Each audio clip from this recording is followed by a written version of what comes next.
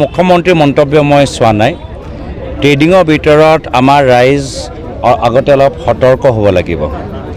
আজি তাৰিখত আমি ইউটিউবৰ যোগেদি বহুত আমি এনেকুৱা ব্যক্তিক আমি দেখা পাইছোঁ সামাজিক মাধ্যম যোগেদি, যি বাস্তৱভাৱে নিজৰ স্বাৰ্থৰ কাৰণে চিন্তা কৰিছে আৰু তেওঁলোকে পাব্লিকক মানে বিভ্ৰান্তিত পেলাইছে। এই ধৰণৰ এজেঞ্চি, এই ধৰণৰ মানে ব্যক্তিৰ ওপৰত কেন্দ্ৰ চৰকাৰ আৰু বৰ্তমান ৰাজ্য চৰকাৰ আৰু কঠোৰভাৱে তেওঁলোকে পদক্ষেপ ল'ব লাগিব। নহ'লে তেওঁলোকে ইউটিউবত এনেকৈ ধৰণৰ কথাবোৰ বুজায় যে অলপ পইচা দিলেই লগে লগে 2 মাহ 3 মাহ 4 মাহ ভিতৰত আপোনালোকৰ পইচা 2 গুণ বা 3 গুণ বৃদ্ধি পাব। প্ৰথম সময়ত কাম দিয়ে, কিন্তু লাহে লাহে আমি এনেকুৱা বহুত আমি উদাহৰণ দেখিছোঁ য'ত ৰাইজক ঠগিছে আৰু তাৰপিছত আমি তেওঁলোকক ধৰিব পৰা নাই। আৰু যদি আমি তেওঁলোকক ধৰোঁ তেতিয়া তেওঁলোকে সোনকালে বেল পৰা ওলাই আহে। তো মই ভাবোঁ কি যেতিয়া কোনোবা এজন এনেকুৱা ক্ৰিমিনেল ধৰা পৰে তো ৰাইজে চৰকাৰে গৃহ বিভাগৰ জৰিয়তে ভাল এটা ফুল প্ৰুফ এটা কেছ বনাওক, ভালকৈ তদন্ত কৰক, গোটেইখিনি তথ্যবোৰ তেওঁলোকে একগোট কৰক আৰু কোৰ্টৰ ভিতৰত ভালকৈ কেছটো তেওঁলোকে ফাইট কৰিব লাগে, যাৰ ফলত জাজে এটা সঠিক পেনাল্টি দিয়ে। নহ'লে বহুত ক্ষেত্ৰত মানুহবোৰে কি কৰে, তেওঁলোকে ধৰে, বেল পায়, বেলৰ পৰা ওলাই যায়। তো ক'ৰবাত আমাৰ পুলিচ আৰু জুডিচিয়াৰীৰ মাজত যি ধৰণে কোঅৰ্ডিনেশ্যন হ'ব লাগে হোৱা নাই। আৰু ৰাইজকো যথেষ্ট সচেতন কৰা আজি গুৰুত্ব এটা প্ৰয়োজনীয় পদক্ষেপ ল'বলৈ আছে। মই ভাবোঁ বিভিন্ন বেংক, বিভিন্ন চৰকাৰ, বিভিন্ন আমাৰ সামাজিক অনুষ্ঠান ৰাইজক বিত্তীয় ক্ষেত্ৰত, ষ্টক মাৰ্কেটৰ ক্ষেত্ৰত তেওঁলোকক আৰু সজাগ কৰা তেওঁলোকৰ চৰকাৰৰ দায়িত্ব মই ভাবোঁ।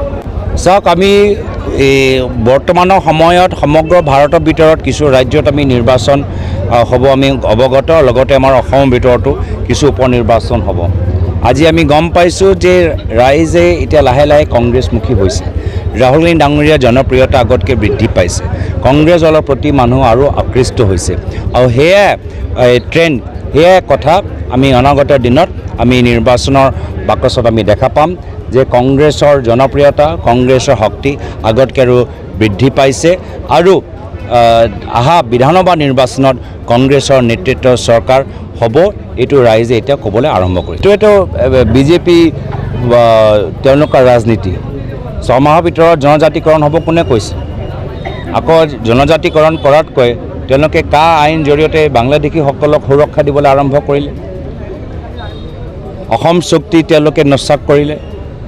NRC তেওঁলোকে মুকলি কৰিব পৰা নাই। NRC আজি তাৰিখত অধুৰা হৈ আছে। তো বাৰম্বাৰ মানুহক আজি তেওঁলোকে অন্যায় কৰিছে আৰু নিজৰ ভুল স্বীকাৰ কৰাতকৈ আজি মাত্ৰ আমালোকৰ মাজত বিভাজন কৰি আছে। এটা বাৰ্তা আমাৰ অসমৰ জনসাধাৰণে যোৱা লোকসভা নিৰ্বাচনত দিছে যে আমাক আৰু বিভাজিত নকৰিব, 1.5 বছৰ আছে, অলপ কামখিনি কৰক। কিন্তু এয়া বাৰ্তা বৰ্তমান চৰকাৰে শুনিবলৈ বিচৰা নাই। তেওঁলোকৰ চিন্তা বিপৰীত, 1.5 বছৰ আছে আৰু কিমান মই মাটি কৰিব পাৰোঁ, 1.5 বছৰ আছে আৰু ক'ত মাটি কিনিব পাৰোঁ, 1.5 বছৰ আছে আৰু ক'ত বাগান কিনিব পাৰোঁ, এয়া তেওঁলোকৰ লক্ষ্য। আৰু আমাক বিভ্ৰান্তিত পেলাবলৈ তেওঁলোকে বিভাজনকাৰী ৰাজনীতি কৰিছে।